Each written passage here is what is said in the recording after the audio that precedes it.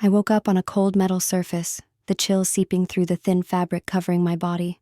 My eyelids felt heavy, as if they'd been glued shut. When I finally forced them open, fluorescent lights burned into my retinas. A man in scrubs stood over me, his mouth falling open when our eyes met. "She's alive," he whispered, backing away. "Oh my God, she's alive." The room erupted into motion. People in blue scrubs materialized around me, voices overlapping as they called for doctors. Someone pressed fingers against my wrist. Another shined a light into my eyes. "Miss Morgan, can you hear me?" I tried to speak, but my throat felt like sandpaper. A woman held a cup of water to my lips, and I drank greedily. "Where am I?" I managed to rasp. "Berkeley Memorial Hospital," she said. "You're in the morgue." The morgue. The word didn't make sense at first. Why would I be in a morgue? I wasn't dead. Except, according to everyone around me, I had been, for 3 weeks. Dr. Singh examined me with a mixture of scientific curiosity and disbelief. He'd never seen anything like it, he kept saying. A case of extreme catalepsy, perhaps, or some rare metabolic condition that mimicked death so convincingly that even modern medicine had been fooled. Tests would be run, papers would be written, my case would be studied. All I wanted was to go home. "We need to keep you under observation for at least 48 hours, Dr. Singh said, making notes on his tablet. "Your body has been through severe trauma, first from the car accident, then from, well, being processed as deceased." The car accident, fragments of memory returned, headlights, screeching tires, the sound of metal crumpling.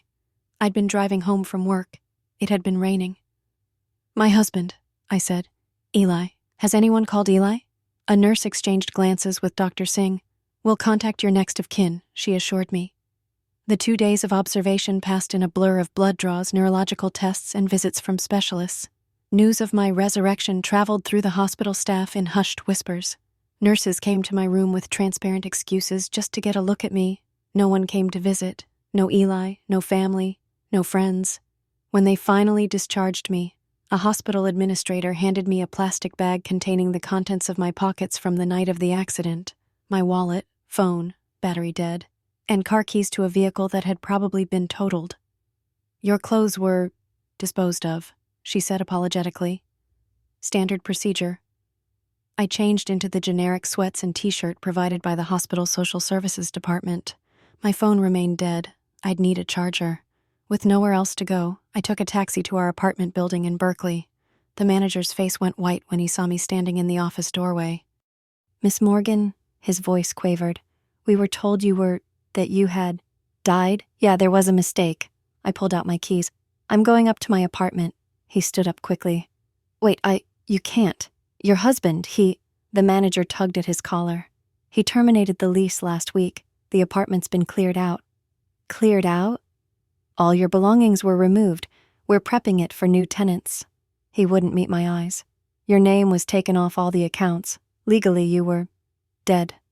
The word hung between us. I convinced him to let me see the apartment anyway. He was right. It was empty. The walls had been freshly painted. The hardwood floors shined with new polish. No trace remained of the life I'd built with Eli. 3 weeks, and I'd been erased. I tried calling Eli from the manager's phone, but his number went straight to voicemail. I left a message that sounded insane even to my own ears. "Hey, it's me. I'm not dead. I'm at our apartment, well, our old apartment. Call me back." With no other options, I headed to my sister's house in Oakland. Lila and I had a complicated relationship, competitive and often strained, but she was family. She'd help me sort this out. The taxi pulled up to Lila's Victorian house, just as evening settled over the neighborhood. The driver kept glancing at me in the rearview mirror, probably wondering why a woman in hospital sweats was heading to one of the nicest streets in Rockridge. I paid him with the emergency cash from my wallet and stood on the sidewalk, looking up at the house. Lights glowed from within. I climbed the steps and rang the bell. Footsteps approached. The door swung open. It wasn't Lila, it was Eli, my husband, wearing comfortable clothes like he belonged there. He froze, face draining of color. "Ava?" His voice cracked. Before I could respond, Lila appeared behind him, wiping her hands on a dish towel. Her expression cycled rapidly from confusion to shock to something else, something that looked oddly like fear. "Ava?" she echoed. "How is this? They said you were..." Dead? I supplied. There was a mistake. They exchanged a look then, my husband and my sister, a complicated look that communicated volumes, guilt, secret knowledge, intimacy. In that one glance, I understood something fundamental had changed while I was gone. Eli stepped forward as if to embrace me, then hesitated. My God, Ava. We thought... The hospital called? There was a funeral. Can I come in? My voice sounded distant to my own ears. Or do you bury people twice these days? Lila recovered first, pulling the door wider. Of course, come in, this must be so disorienting for you. I stepped into her home, a home I'd visited many times before, and instantly felt like an intruder. There were small changes. Eli's architectural magazines on the coffee table, his jacket on the hook by the door, his favorite brand of whiskey on the bar cart. How long? I asked, my eyes fixed on Eli's abandoned coffee mug on the side table. It sat next to a wine glass, Lila's, I presumed, forming a domestic tableau that twisted my stomach. How long what? Lila asked, but her voice had that high pitch it always got when she lied. How long has my husband been living in your house? Another loaded glance between them. Eli ran his hand through his hair, a nervous habit I knew well from our 7 years together. Ava, after the funeral, I was devastated. Lila helped me through it. It just made sense for me to stay here while I figured things out. Things like moving on from your dead wife with her sister. The words came out sharper than I intended, but I couldn't take them back. It wasn't like that, Lila said quickly. We were both grieving, both missing you. I looked around the room again, seeing more evidence of their new life together. A framed photo of the two of them at what looked like a restaurant opening. Eli's laptop open on Lila's antique desk. The casual intimacy of people who shared more than grief. Where are my things? I asked. Eli looked even more uncomfortable. Some are in storage. Lila thought it would help if we donated. You got rid of my stuff? The betrayal of this hit even harder than finding him here. My books, my mother's jewelry, my collection of vintage concert tees, the physical artifacts of my existence, tossed away. We thought you were gone, Lila said softly. The doctor signed the death certificate. We identified your body. There was a funeral with a closed casket. A closed casket. A body they claimed to have identified. None of it made sense, and yet all of it pointed to a truth I wasn't ready to face. Lila stepped closer, her expression carefully arranged into sympathetic concern. You must be exhausted. Why don't you stay here tonight? We have a guest bedroom. A guest bedroom, in my sister's house, where my husband now lived. I don't have much choice, do I? I replied. You've eliminated all my other options. That's not fair, Eli protested, but his voice lacked conviction. Lila showed me to the guest room, which was decorated in her typical impeccable style. There are towels in the bathroom. I can lend you some clothes until we figure this out. I nodded, not trusting myself to speak. Ava, she said, pausing at the door. I know this is a shock, but please believe me when I say we never would have, if we'd known. Good night, Lila. She left, closing the door softly behind her. I sat on the edge of the bed, trying to process everything. 3 weeks ago, I'd been driving home in the rain. Now I was presumed dead, my apartment emptied, my possessions scattered, and my husband living with my sister. I lay back on the unfamiliar bed and stared at the ceiling, my mind revisiting a lifetime of memories with Lila. How she'd always wanted my toys as a child, even when she had the exact same ones. How she'd applied to the same colleges, pursued the same major. How she'd dated my ex-boyfriend a week after we broke up in high school. How she'd always looked at Eli with a particular gleam in her eye, even at our wedding. Lila had always wanted what I had, and now, with me out of the picture, she'd taken everything. I heard murmured voices from down the hall, Eli and Lila discussing me, no doubt. Eventually, the house fell silent. I didn't sleep. Morning arrived with the smell of coffee and bacon. I found one of Lila's robes hanging in the guest bathroom and put it on over the hospital clothes. When I entered the kitchen, Lila was at the stove cooking breakfast. Eli sat at the island with a mug of coffee, looking like he'd slept as poorly as I had. Morning, Lila said brightly. I'm making your favorite, blueberry pancakes with a side of bacon. My favorite? Or was it hers?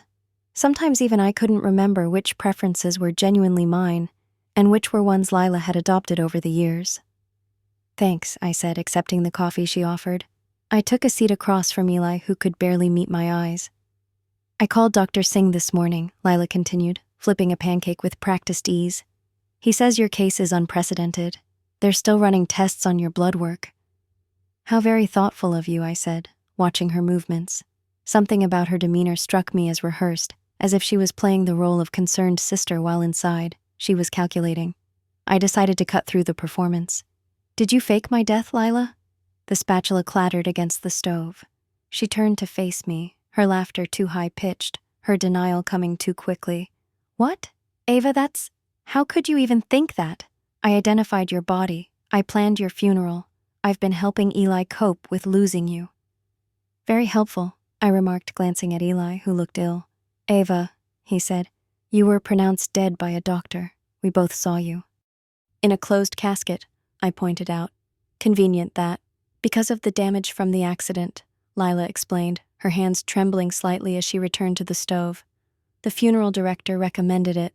I watched her hands, those trembling hands that betrayed what her practiced words tried to conceal. You always were a terrible liar when it really mattered, Lila. I'm not lying, she insisted, sliding a plate of pancakes in front of me with forced casualness. Eat your breakfast. We can sort this out after. I'm sure there's a reasonable explanation for what happened. I looked down at the perfectly made pancakes, then back up at my sister, the sister who had everything that used to be mine. Her hair styled similarly to how I wore mine. Her hand resting possessively near Eli's on the countertop, her house now containing my husband. A cold certainty settled in my stomach. This wasn't just opportunistic replacement. My sister hadn't merely stepped into the vacancy left by my death, she had created that vacancy. I'm going to find out what really happened, I said quietly, and I'm going to take back what's mine. Lila's smile flickered just for a moment.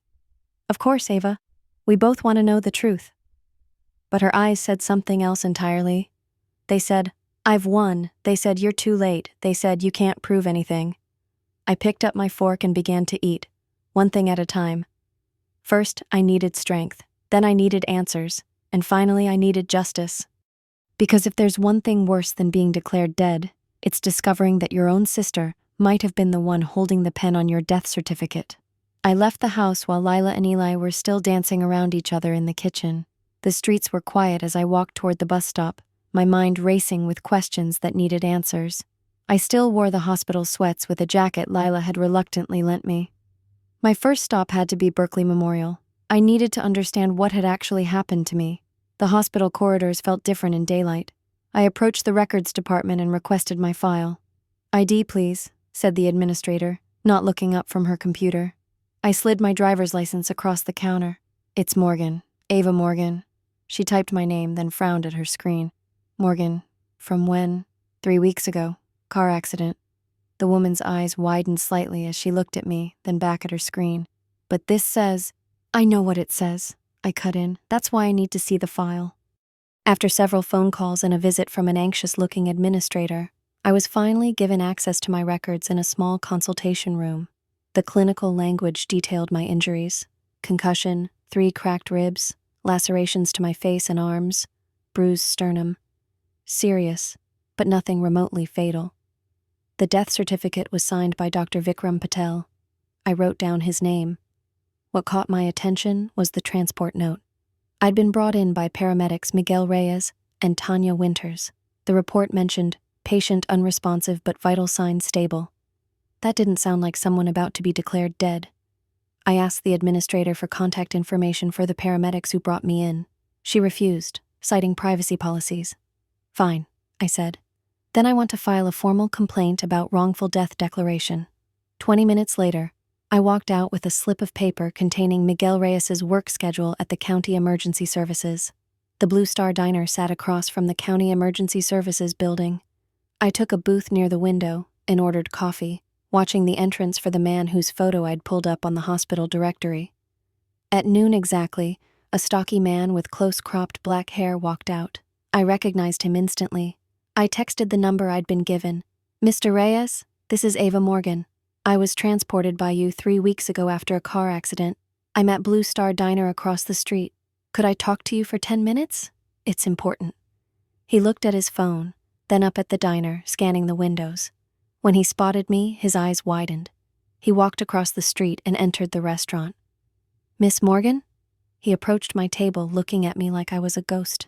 They said you died. That seems to be the general consensus. Mind joining me? He slid into the booth across from me. I have so many questions, I said. You brought me to Berkeley Memorial after my accident. What do you remember? Miguel ordered coffee when the waitress came by, then turned back to me. I remember it clearly. Rainy night. Your car had hit a tree off Grizzly Peak Boulevard.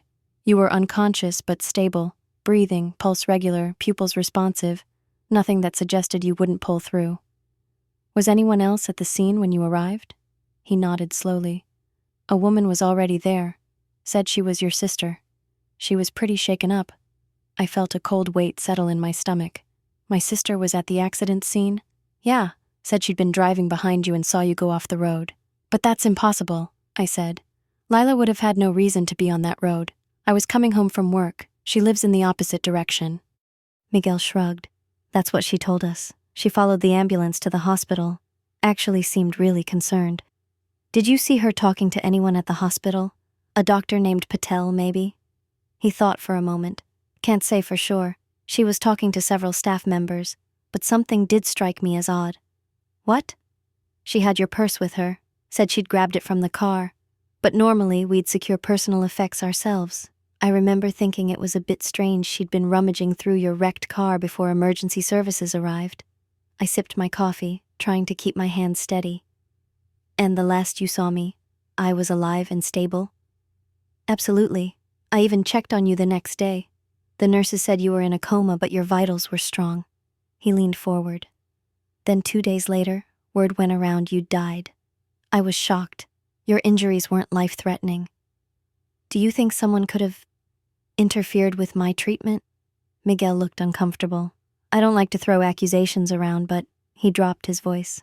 Berkeley Memorial has had some issues with certain doctors taking cash incentives, nothing proven, but rumors persist.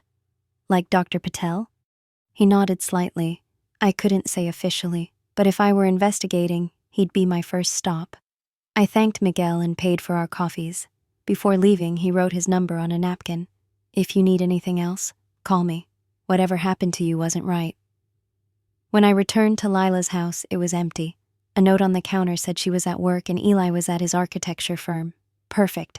I went straight to Lila's bedroom. The space was immaculate, as always. Everything color-coordinated and precisely arranged. Even the pillows on her bed were positioned with mathematical precision. I started with her closet. Behind designer clothes and shoe boxes, I found nothing unusual. The dresser drawers contained only neatly folded clothing and accessories. Her desk was locked, but I knew my sister. She'd always hidden a spare key in the same place since childhood, taped to the underside of the top drawer. Some habits never change. The key was exactly where I expected. I unlocked the desk and began searching. The top drawer contained stationery, pens, and a checkbook. Nothing unusual. The second drawer held files, taxes, house documents, insurance papers. In the bottom drawer, I found a leather-bound notebook. Opening it, I froze. Page after page of my signature. Hundreds of attempts, each one closer to my handwriting than the last. Some pages compared her natural signature to mine, noting differences. More curve on the A, one note read. Sharper angle on the M. I felt sick. This wasn't recent practice. The earliest dated entries were from 3 years ago. Beneath the notebook was a folder labeled Finances. Inside were bank statements. Mine. They showed regular withdrawals beginning the day after my death, gradually emptying my personal accounts. My name had been forged on transfer authorizations with a signature that looked identical to mine. Behind those was another folder containing photographs. I spread them across the desk, a timeline of transformation unfolding before me. The earliest photos, from 5 years ago, showed Lila with blonde hair styled differently from mine. Then, gradually, the changes appeared. Her hair darkened to match my chestnut shade. Her clothes began mimicking my style. Even her makeup shifted to replicate mine. The most recent photos showed Lila standing next to my favorite art pieces in my apartment, items that should have been in storage according to Eli but were clearly now in her house. I just hadn't noticed them yet. Under these was a small journal. The entries chronicled her thoughts about me, about Eli, about the life she believed should have been hers. The writing grew increasingly disturbed over time. Ava gets everything so easily, one entry read. The job, the husband, even mom's approval. She doesn't deserve any of it. I'm the one who works harder. I'm the one who should have that life. And then, dated just 2 weeks before my accident, I'm tired of waiting for my turn. Maybe it's time to make my own opportunity. I heard the front door open and quickly replaced everything exactly as I'd found it, locking the desk. I slipped out of Lila's room just as Eli called out, "Anyone home?" I tucked the desk key into my pocket and went downstairs. "Hey," I said, trying to sound casual. "How was work?" Eli looked surprised to see me. "It was fine, just catching up on projects. I took some time off after your fiancé's funeral." He winced. "That's not fair, Ava. What's not fair is how quickly you moved on." I crossed my arms. "What exactly happened between you and Lila after I supposedly died?"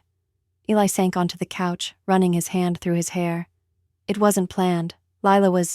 She was there for me, every day. She brought food, helped me sort through your things, listened when I needed to talk. How convenient." "It wasn't like that." He looked up at me. "At least I didn't think it was. She would stay late, we'd talk for hours. She reminded me so much of you sometimes. The way she'd laugh at the same jokes, like the same music." "Did it ever occur to you she was imitating me?" "What? No, He trailed off, looking uncertain. "One night, about a week after the funeral, we had too much wine. She told me she'd always admired our relationship, that she wanted to help preserve your memory. By sleeping with my husband, it just happened. And then it felt, I don't know, like a connection to you, somehow." He looked ashamed. "I know how terrible that sounds. It's worse than terrible, it's delusional." I pulled out my phone and showed him a photo I'd taken of Lila's journal. "She planned this, Eli. She's been planning it for years." His face went pale as he read the words. "This can't be real." "It is, and there's more. She was at the accident scene before the ambulance arrived. She took my purse. She's been practicing my signature for years. She's been withdrawing money from my accounts." I took a breath. "She wanted my life, and she took it." Eli stood up. No, Lila wouldn't. She couldn't. "The woman you've been sleeping with arranged to have me declared dead." My voice broke. "And you made it so easy for her." He reached for me, but I stepped back. "Don't touch me. I'm going to prove what she did. And when I do, I'll make sure everyone knows exactly what kind of people you both are." The front door opened and Lila walked in, carrying grocery bags. She stopped when she saw us, her practiced smile faltering at the tension in the room. "Everything okay?" she asked, her voice carefully concerned. I looked at my sister, the woman who had studied me, copied me, and tried to replace me, and forced myself to smile back. "Everything's fine," I lied. "Eli and I were just catching up." As I helped her with the groceries, I made my decision. I wouldn't confront her yet. Not until I had proof no one could ignore. Someone had erased me. Now I would return the favor. I walked past Lila's bathroom on my way back to the guest room and paused. If she'd been drugging me, the evidence might still be here. Opening the medicine cabinet would be the obvious place to start, but I knew my sister. She was too smart for that. Instead, I pulled back the elegant shower curtain and ran my fingers along the back edge of the tub where it met the wall. My fingers caught on a small latch. The fake tile panel popped open, revealing a hidden cabinet filled with prescription bottles. "Jackpot," I muttered, pulling them out one by one.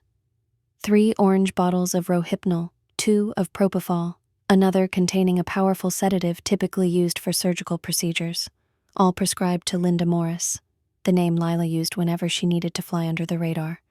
She'd been using that alias since college when she'd get fake IDs.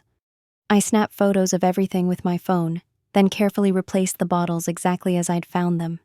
With each piece of evidence, my suspicions grew stronger. But I needed more than suspicions. I needed proof that would stand up when I went to the police. The next morning, I told Lila I was going to the hospital for a follow-up. Her offer to drive me was a bit too enthusiastic. "No thanks," I said. "I need to clear my head." At Berkeley Memorial, I headed straight for the administrative offices. The clerk at the front desk looked bored until I slipped $300 bills across the counter. "I need a favor," I said quietly. "Morgue visitor logs from 3 weeks ago." Her eyes widened. "I could lose my job." I added another 100. 5 minutes with the records, that's all." She glanced around, then nodded slightly. "Wait here." 10 minutes later, I stared at the visitor log entries. Lila Kingston, 4 separate visits to the morgue in the 3 days after my death, each visit lasting approximately 30 minutes. What was she doing down there? Making sure I stayed dead? Dr. Patel's office was on the 3rd floor. According to his secretary, he was booked solid, but I wasn't leaving without seeing him. Tell him Ava Morgan is here, the patient he pronounced dead 3 weeks ago. The secretary's mouth fell open. 2 minutes later, I was ushered into his office. Dr. Patel stood as I entered, his expression a mixture of shock and poorly concealed fear. Miss Morgan, this is unexpected. I'm sure it is. I took a seat without being invited. Since you signed my death certificate, he adjusted his glasses nervously. There must have been some extraordinary medical phenomenon at work. A case of Lazarus syndrome, perhaps? Or maybe someone paid you to declare me dead when I wasn't.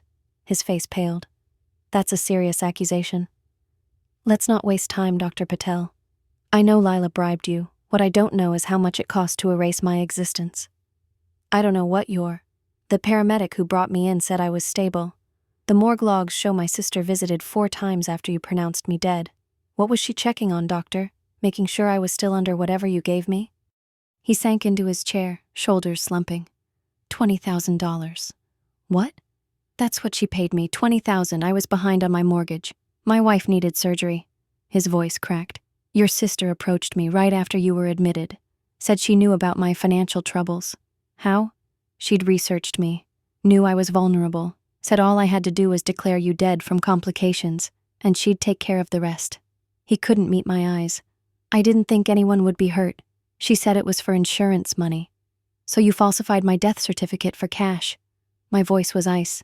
What happened to my body after that? She had arrangements with a private transport service. All I know is they took you somewhere for cremation. I never expected to see you alive again. He looked up, face ashen. What are you going to do? The question is, what are you going to do, Dr. Patel? Because right now you're an accessory to whatever she did to me. He pulled out a notepad with shaking hands. I'll write down everything. Dates, amounts, what she told me to do. I'll testify if needed. I left his office with his signed confession in my purse, my mind racing. Lila hadn't just taken advantage of my supposed death. She'd engineered it. Back at Lila's house, I found it empty again. Perfect timing for checking her laptop, which she'd carelessly left on the kitchen counter. The password took 3 attempts, our childhood cat's name plus her birth year. Some things never changed. Her browser history told a sickening story. Drugs that mimic death, how to convince someone they're remembering wrong, undetectable sedatives, buying silence from medical staff. In her email drafts folder, I found communications with a Dr. Winters at a private facility in Walnut Creek. The messages referenced a special patient who needed continuous care and absolute discretion. But it was her text messages with Eli that truly broke my heart. March 10th, 2 weeks before my accident. Lila, I hate telling you this, but I saw her with him again today. Eli, are you sure? Lila, at Riverside Hotel. Same guy as last time. I'm sorry, but you deserve to know there was no him. There had never been anyone else. But the seeds of doubt had been planted weeks before my death. I closed the laptop exactly as I'd found it. When I heard Eli's key in the front door, I composed myself, pushing down the betrayal burning in my chest. Can we talk? I asked him. Not here, somewhere else. 30 minutes later, we sat in a coffee shop 2 blocks from his office. I stirred my untouched latte, gathering my thoughts. Did you believe I was cheating on you? The question caught him off guard. What? Before the accident, Lila told you I was seeing someone. Did you believe her? His face registered shock, then guilt. How did you? Just answer the question, Eli. He stared into his coffee. I didn't want to, but she had details. Times when you said you were working late, but your office said you'd left hours earlier, the name of a hotel, even described the guy. And you never asked me about any of this? I was going to. The night of your accident. His voice dropped. I'd prepared this whole speech. I felt sick. All lies. Every bit of it. I know that now. He reached for my hand, but I pulled away. After you died, I found receipts from those nights, client dinners, exactly where you said you'd be. So, my death was pretty convenient timing, wasn't it? Before you could confront me with false accusations, but after Lila poisoned your trust in me. His face crumpled. Ava, you have to believe me. Nothing happened between Lila and me until after the funeral. I was devastated. She was there reminding me so much of you sometimes. It was like having a piece of you back. Because she's been practicing to be me for years. I stood up. She didn't just take advantage of my death, Eli. She planned it. Back at the house, I waited until Lila went to shower before grabbing her phone. No password. She'd disabled it because she thought I didn't know she had it. Overconfidence was always her weakness. In her payment app history, I found monthly transfers to Walnut Creek Wellness Center. The most recent was 3 days ago, the day before I woke up in the morgue. I put her phone back exactly where I'd found it and called a cab. Walnut Creek. Wellness Center looked innocuous from the outside. A converted Victorian mansion with manicured grounds and a discreet sign. The kind of place wealthy families sent relatives they wanted to forget. At the reception desk, I pulled out a photo of my sister I'd taken that morning. "I'm looking for my sister," I told the receptionist. "Lila Kingston. She comes here regularly." The woman's professional smile stayed fixed.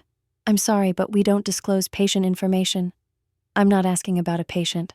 I'm asking about a visitor. My sister visits someone here." I still couldn't.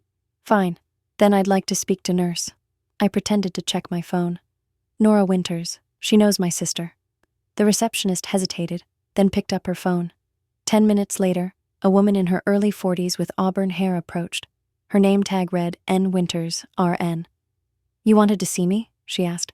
"Is there somewhere we can talk privately? It's about a patient who was here until 3 days ago."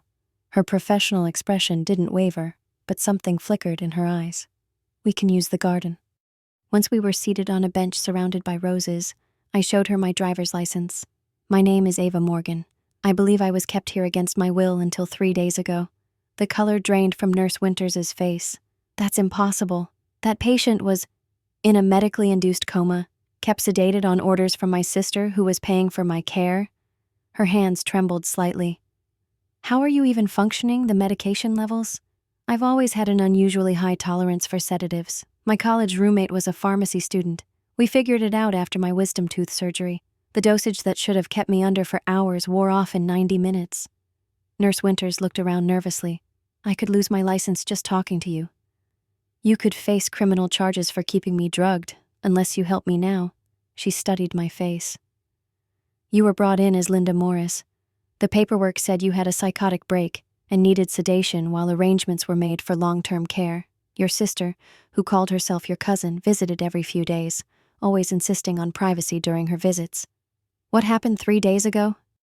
"A new nurse made an error in your medication dosage. By the time I discovered it, you had been under-medicated for nearly 12 hours. I reported it immediately, but your sister said she'd handle it. She had you transferred that night." Nurse Winter's voice dropped. "To the morgue at Berkeley Memorial. I thought it was strange, but she had all the right paperwork. She thought I'd still be unconscious, that I'd be declared dead for real this time. But the reduced dosage allowed me to start waking up." Nurse Winters looked ill. "I trusted the documentation. Everything seemed in order." "Would you be willing to make a statement to the police about what happened here?" She nodded slowly. "I've been uncomfortable about your case from the beginning. Something felt wrong." She pulled out her phone. "I have photos of your chart. I took them because the orders seemed unusual. I was going to speak to the medical director, but then you were transferred." As I looked at the photos of medication orders and Lila's faked consent signatures, the full truth crashed down on me. My own sister had orchestrated an elaborate plan to drug me, fake my death, keep me sedated indefinitely, and take over my life, my husband, my home, my identity. "She never expected me to wake up," I said quietly. "No one would have with those medication levels." Nurse Winters touched my arm. "What are you going to do?" I pocketed my phone with the photos she'd sent me. "Exactly what she did to me. I'm going to erase her lies, one piece of evidence at a time. And when I'm done, everyone will know exactly who Lila Kingston really is." I left Walnut Creek with all the proof I needed. My sister hadn't just stolen my life. She'd tried to end it. Now I would take back what was mine piece by damning piece. I arrived back at Lila's Victorian house before either she or Eli returned. The place felt different now, less intimidating. Knowledge had transformed my fear into cold determination. On the dining room table, I arranged everything in precise order. Dr. Patel's signed confession, Miguel's paramedic report, Nurse Winter's affidavit and medication charts, printouts of Lila's incriminating searches, bank statements showing systematic withdrawals from my accounts, and photos of the prescription bottles hidden in her bathroom. In the center, I placed my phone with the recorded conversation with Nurse Winters. Next to it, I set a small digital recorder borrowed from Miguel, a backup, just in case. I filled a glass with water and sat at the head of the table. The position felt symbolic, reclaiming my place. The grandfather clock in the hallway ticked away minutes that stretched into hours. I waited. When I heard Lila's key in the front door, I pressed record on both devices. "Ava," she called. "You here?" "In the dining room," I answered, keeping my voice neutral. Her heels clicked across the hardwood floor. She appeared in the doorway wearing a cream blouse and pencil skirt, an outfit so similar to ones I used to wear that it made my stomach turn. "What's all this?" She gestured at the papers spread across the table, her tone casual but eyes sharp. "Take a seat, Lila." I pointed to the chair opposite mine. "We need to talk." She hesitated, then slid into the chair, crossing her legs and folding her hands on the table. "You seem upset. What's going on?" "I visited Berkeley Memorial today," I began. Dr. Patel was quite helpful. Her expression didn't change, but her fingers tightened almost imperceptibly. "Oh? What did he say?" I pushed his signed confession across the table. "That you paid him $20,000 to falsify my death certificate." She glanced at the paper but didn't touch it. "That's ridiculous. Why would I do that?" "You tell me." I placed Miguel's paramedic report next to the confession. "Miguel Reyes, the paramedic who brought me in after the accident, says I was stable, no life-threatening injuries, yet somehow I ended up declared dead." Lila's practiced smile remained fixed. "Clearly there was a medical error. I was devastated when they told me you died." "So devastated that you visited the morgue 4 times to check on me?" I placed the visitor logs in front of her. "Why so many visits, Lila? Making sure I stayed dead? I was saying goodbye." Her voice took on a wounded quality. "How dare you turn my grief into something sinister? Let's talk about Walnut Creek Wellness Center." This time, her smile faltered. "Nurse Winters remembers you well. She has detailed records of your instructions regarding Linda Morris and all the sedatives you paid for." I laid out the medication charts and payment records. 3 days ago, a medication error meant I received a lower dose than prescribed.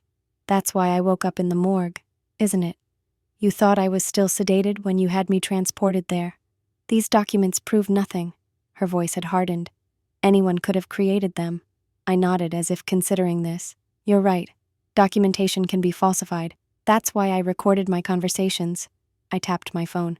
"Would you like to hear what Nurse Winters had to say about keeping me drugged at your request?" For the first time, true alarm flashed across Lila's face. I pressed play. Nurse Winters' voice filled the room, describing the unusual medication orders, Lila's regular visits, and the transfer to Berkeley Memorial. "That proves nothing," Lila said when I stopped the recording. "She's obviously confused. Dr. Patel is also confused, and Miguel Reyes? And the bank records showing you emptying my accounts?" I spread more papers between us. "What about these pharmaceutical searches on your laptop?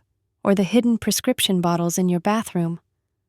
Lila's eyes darted toward the hallway. "This is insane. You're trying to frame me because you're jealous that Eli turned to me after you died. After you told him I was cheating on him. Another lie. He deserved better than you. Maybe." I kept my voice level. "But he deserved the truth." She stood abruptly, knocking her chair backward. "You've always had everything handed to you. The attention, the opportunities, the perfect husband. What did I get? Your leftovers, your hand-me-downs. So you decided to take my life? You weren't using it properly." Her voice rose. "You took everything for granted. Your job, your husband, your looks. I watched you waste all the advantages I never had. By drugging me and staging my death? You were supposed to stay under." She caught herself, then attempted to regain composure. "This is absurd. I don't have to listen to these accusations." "The wine," I said quietly. "The night of the accident. You brought over a bottle to celebrate my promotion." Her eyes widened slightly. "It was already open when you arrived. You said you'd had a glass while waiting for me. But you didn't drink any more that night. You watched me finish the bottle." "So what? I was driving. You drugged it, then followed me when I drove home. When the sedatives took effect and I crashed, you were right there to take my purse and make sure I wouldn't wake up at the hospital. You can't prove any of this." But her voice had lost its certainty.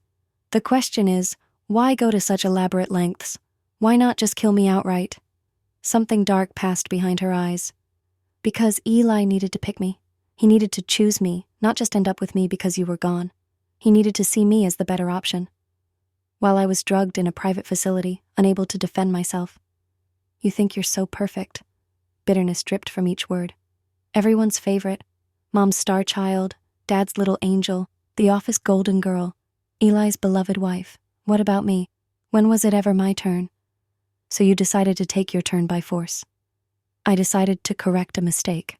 Her voice dropped to a near whisper. You had everything I deserved. Everything. You drugged my wine, followed me, arranged the crash, bribed medical officials, and kept me sedated indefinitely. I laid it all out in a flat voice. For what? To become me? To become better than you. Her mask had fully dropped now. I always was better. No one could see it because they were blinded by you. And Eli, did he know? Of course not. She laughed bitterly. He's too moral for his own good. I had to manufacture evidence that you were cheating just to make him doubt you a little. The front door opened and Eli's voice called out, Lila, your car's still running outside. Lila's eyes widened in panic. I raised my finger to my lips, then pressed record on the digital device again. You were saying? I prompted. About manufacturing evidence of my affair? It wasn't hard, she continued, her attention split between me and the sounds of Eli in the hallway. A few deleted messages from your phone, some manipulated photos, hotel receipts with the dates changed. To make him vulnerable to you after I was gone. He was always vulnerable to me. I just needed you out of the way. Eli appeared in the doorway, stopping short at the tableau before him. Lila standing, me sitting calmly at the head of the table, surrounded by papers. What's going on? He asked. Your wife is making absurd accusations, Lila said quickly. She's clearly not well after her trauma. She drugged my wine the night of the accident, I said, not taking my eyes off Lila. She's been planning to take over my life for years, practicing my signature, gradually changing her appearance to look more like me. Eli's gaze moved from me to Lila, then to the papers spread across the table. That's ridiculous, Lila protested. Eli, you know me. You know us. She kept me drugged at Walnut Creek Wellness Center, I continued, under the name Linda Morris. She visited regularly to make sure I stayed under sedation. Don't listen to her. Lila moved toward Eli. She's making this up because she can't accept that you moved on. Tell him about the affair you invented, I said. The one you used to make him doubt me before the accident. Eli's face had gone very still. What is she talking about, Lila? Nothing. I have your text messages to Eli. I held up my phone. About seeing me with another man at the Riverside Hotel. A complete fabrication. Lila's eyes darted between us, calculating. Okay? Yes. I exaggerated that. I was trying to protect you from getting hurt even worse later. By lying to me? Eli asked quietly. By opening your eyes. Lila stepped toward him. She never appreciated you, never valued what she had. I was trying to help you see the truth. What truth? Eli looked confused, hurt. That I'm better for you. Lila's voice rose. I always have been. I understand you in ways she never could. I support your work. I listen when you talk. I'm there when you need me. After arranging to have me declared dead, I added. Eli's eyes widened as understanding dawned. You did all this? The accident? The death certificate? Lila looked trapped. She's lying.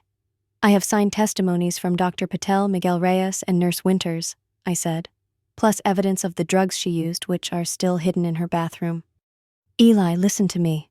Lila clutched his arm. She's trying to come between us, after everything we've built together these past weeks. While I was drugged in a private facility, I finished. Eli shook his head slowly, backing away from Lila. I can't believe this. It was for us, Lila's voice cracked, so we could be together. There is no us. Eli's voice was barely audible. There never was. Something in Lila's face changed, hardened. She backed toward the kitchen. You're choosing her. Again, always her. Lila, Eli began. She moved suddenly, grabbing a knife from the magnetic strip on the wall. I won't let you take him away again. I stood slowly, palms out. Put the knife down, Lila. You're supposed to be dead. She moved toward me, knife extended. You should have stayed dead. Eli stepped between us. Lila, stop this. Now. She swung the knife wildly. Eli grabbed her wrist, trying to disarm her. In the struggle, the knife sliced across Lila's own forearm. She cried out, more in shock than pain. Blood welled from the shallow cut as the knife clattered to the floor. Eli kicked it away.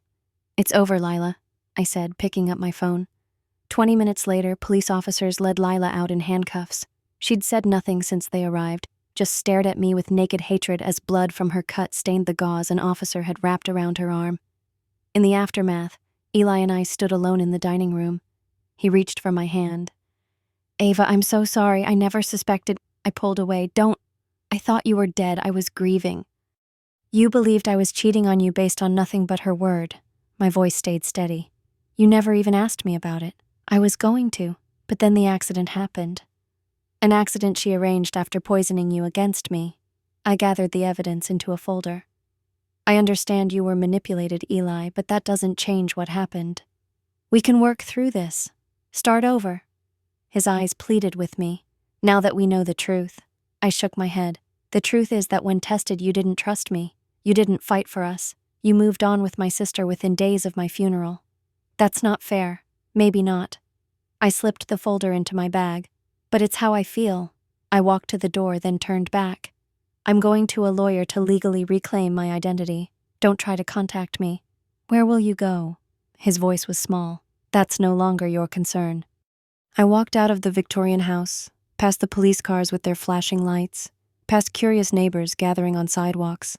The late afternoon sun felt warm on my face as I headed downtown. My life, the one I'd built and loved, was gone. My marriage was over. My sister was headed to jail. But for the first time in weeks, I felt like myself again.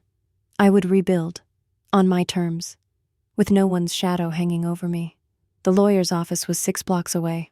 I walked toward it with each step feeling lighter than the last.